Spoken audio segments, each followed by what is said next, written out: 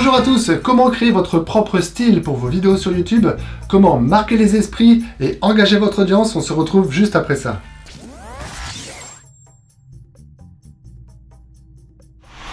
Je suis ravi de vous présenter ici mon nouveau décor. Donc c'est dans ce nouveau décor que je vais réaliser mes prochaines vidéos YouTube. Et c'est également dans ce décor que je vous retrouve pour une conférence en ligne qui aura lieu donc à partir du 23 octobre. C'est un colloque Connexion Bien-être. Donc c'est un colloque qui réunit 10 experts et donc vous aurez 10 conférences avec des trucs et astuces pour développer votre business en ligne. Donc vous avez un lien juste en dessous de cette vidéo, c'est à partir du 23 octobre et c'est 100% gratuit pour accéder à ces 10 conférences. Alors, pour en revenir au sujet de notre vidéo, donc, comment créer en quelque sorte une identité visuelle cohérente? Alors, il y a différentes façons de le faire. Évidemment, il y a tous les outils graphiques par rapport à votre logo, par rapport à votre charte graphique, par rapport à votre cohérence quand vous postez des vidéos sur YouTube à travers ce qu'on appelle les miniatures vidéo. Donc, tout cela, en fait, va créer une certaine cohérence visuelle. Il s'agit aussi du générique animé et éventuellement de la carte de fin, l'aspect graphique de la carte de fin que vous présentez à la fin de votre vidéo sur YouTube. Donc il y a tout un tas de petits éléments comme cela, mais là on va s'intéresser surtout à votre propre style et au décor. Donc on va essayer ici de décortiquer l'ensemble du décor, parce que sachez quand même que quand la personne voit une vidéo pour la première fois, eh bien son cerveau va tout analyser. Son cerveau va être sensible à la lumière, à la profondeur de champ, il va essayer de se retrouver dans le décor, essayer de trouver des éléments visuels qui lui parlent, il va essayer rapidement d'identifier votre visage, et donc il y a des techniques de cadrage, comme par exemple ici, eh bien, je ne suis pas au centre de la caméra, mais je suis légèrement de côté, et vous voyez, si je dessine des lignes sur mon écran ici, et bien voilà, j'apparais ici sur un croisement de lignes de force. Donc ça, c'est un cadrage très important parce que ça permet de déjà de le mettre légèrement de côté et de faire profiter aussi de toute la profondeur de mon décor. Alors, puisqu'on parlait des éclairages, avant de parler des éléments de décor, au niveau de l'éclairage ici, je suis éclairé par deux boîtes à lumière ici qui m'éclairent, une de ce côté-ci, une de ce côté-là. Et pour pouvoir créer aussi une ambiance lumineuse sur mon décor à l'arrière, eh bien j'ai cette lumière, c'est une lumière qui est placée juste derrière moi. Alors, on va essayer de décortiquer ensemble les éléments de ce décor et en quoi eh bien j'ai essayé ici d'y mettre un style. Alors, à commencer déjà par, vous voyez, toute cette partie, toute cette zone ici, eh bien il y a une dominante de bleu, donc avec une grande bande bleue qui part ici et qui se prolonge le long du mur. Et là, effectivement, ça appartient à ma charte graphique. Dans ma charte graphique, sur mon logo et sur ma charte graphique, j'ai du bleu et du orange. Alors ici, la pointe de orange, elle se retrouve sur mon t-shirt. C'est mon logo ici.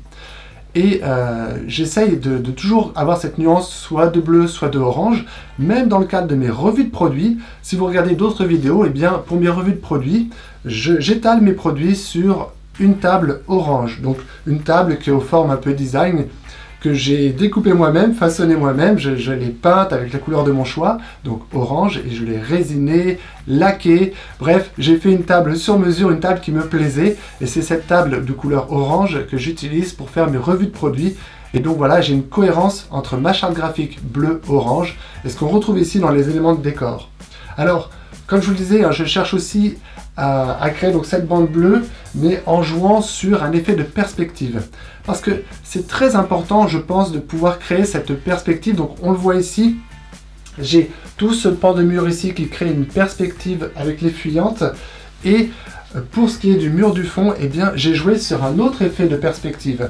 Vous le voyez ici avec eh bien, toutes les petites lumières ici qui créent un petit effet visuel assez sympathique. Et ensuite, pour ce qui est des éléments de décor sur le fond, eh bien, j'ai utilisé là-bas un tableau. Donc un tableau qui, comme vous voyez, représente le logo YouTube, donc c'est pas innocent, puisque je donne des conseils sur comment réussir sur YouTube, donc c'est cohérent d'avoir ce petit logo YouTube. Et juste à côté, là ici, on est à la moitié de ma profondeur de décor, j'ai intégré un élément ici, une petite touche végétale, donc des bambous. Et les bambous, c'est pas innocent ce choix-là. Donc déjà, graphiquement, c'est joli, un bambou.